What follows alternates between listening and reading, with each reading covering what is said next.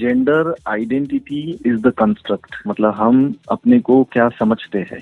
हम अपने को एक मेल समझते हैं, पुरुष समझते हैं, या फीमेल समझते हैं, स्त्री समझते हैं। तो अपने आप को जो समझना है, भले ही आप बायोलॉजिकली, जिसको हम कहते हैं कि जेंडर असाइंड एट बर्थ, जो बच्चा पैदा होने के बाद में डॉक्टर्स और पेरेंट्स उसको लड़का या लड़की कहते हैं, उसको कहते हैं जेंडर असाइंड एट बर्थ। लेकिन जब वो मेल या फीमेल असाइन होने के बाद में जब बड़ा होता है, तब उसे जो लगता है कि मैं फीमेल हूँ या मेल हूँ, उसको जेंडर आइडेंटिटी कहा जाता है। तो जो मेल बच्चा पैदा हुआ है, उसको यदि बाद में जाके भी मेल ही लगता है, तो हम वो कॉमनली उसको सिस जेंडर कहते हैं, जो ज्यादातर लोग इसको नॉर्मल समझते हैं।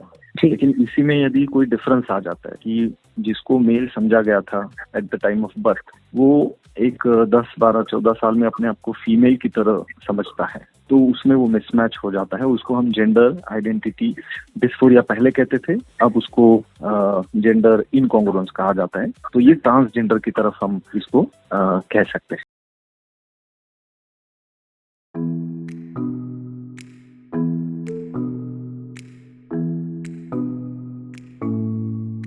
And this is completely different from sexual orientation जिसको कहते हैं हम, है ना, जिसमें कि होमोसेक्सुअलिटी एंड हेटेरोसेक्सुअलिटी, बाइसेक्सुअलिटी एंड पैनसेक्सुअलिटी, ये सारे कंसेप्ट आते हैं। तो दिस इज कम्प्लीटली डिफरेंट, क्योंकि जब आइडेंटिटी फॉर्म होती है उसका ओरिएंटेशन से ज्यादा लेना देना नहीं होता है। Once identity is form, then I think the orientation matters. तो जो हम कहते हैं कि इसमें LGBTQIA जो एक बड़ा सा टर्म है, उसमें जो LGB है दे प्रिडोमिनेंटली आर ओरिएंटेशन, उसमें लेस्बियन की these are homosexuality, whereas B is the bisexuality। उसमें T है वो हम जिसकी हम बात पहले कर रहे थे, इट्स आइडेंटिटी, ट्रांसजेंडर।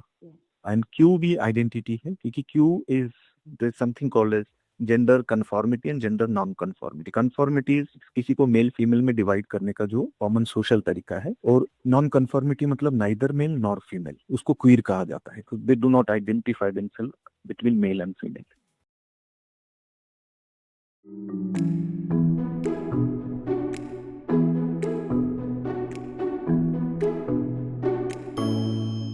है कि पेरेंट्स को इन चीज़ों को दबाना नहीं चाहिए यदि वो देख रहे हैं अपने बच्चों के साथ में या अपने अड़ोस पड़ोस में, क्योंकि these people often the children who start expressing themselves in their own way in terms of their identity which is perceived, तो कई बार उनको बुली किया जाता है स्कूल कॉलेज में, या फिर इवन द सोसाइटी। तो अपने को आइसोलेट करना लगते हैं वो लोग, और पेरेंट्स भी यदि उनकी बात ना समझे तो I think going to emotional crisis. तो कई बार मेंटल हेल्थ इश्यूज काफी स्ट्रांगली जुड़े होते हैं in adolescence age well as adult trans and other orientation population. तो पेरेंट्स के लिए मेरा ये सुझाव रहेगा कि आप अपने बच्चों को समझे। सबसे पहले तो आप समझने की कोशिश करिए कि gender identity is different, sexual orientation is different, expressing oneself, we should give them a freedom, we should give them a time to undergo what they feel like, है ना। उसके बाद में फिर आप डॉक्टर के पास जाके खुद समझ सकते हैं, या उनको भी अगर कोई डाउट है तो वो भी समझ सकते हैं। And the platforms like social media और इवन जरूरी है पेरेंट्स तक पहुंचने के लिए कि let us accept the fact that with the time we have to be all inclusive। हम हर बच्चे को इसमें नहीं जोड़ सकते कि he is either male or female, we have to make that an effort।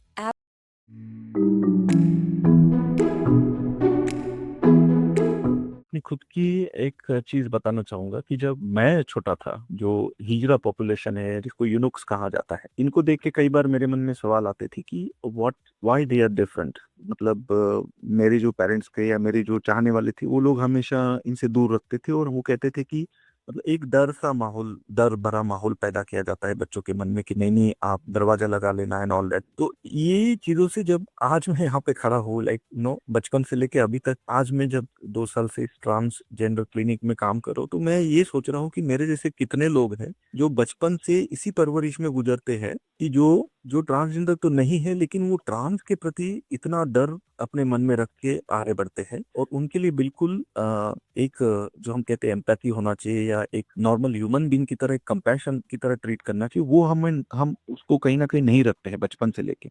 And suddenly हम बात करते हैं कि हमें इंक्लूसिव होना चाहिए। तो आई थिंक इंक्लूसिव हमें पेरेंट्स के लिए भी, जो आप बता रहे थे या सुझाव हुई, तो पेरेंट्स को भी अपने बच्चों को इन लोगों के प्रति डर नहीं भराना चाहिए, और उनको भी एक्सेप्ट कराना चाहिए। तो जब आज मैं यहाँ पे खड़ा हूँ तो मैं अपनी जर्नी को देख रहा हूँ कि how transformative it has been. जिस डर से बच्चों को भरा जाता है, उस डर से बाहर निकलने के लिए भी लोगों को तकलीफ से गुजरना पड़ता है कि this is what is called the transphobia. I think that term has been coming into the society from the upbringing of the children from their parents, so we can, and it is avoidable. So that is one important thing I learned from my experience.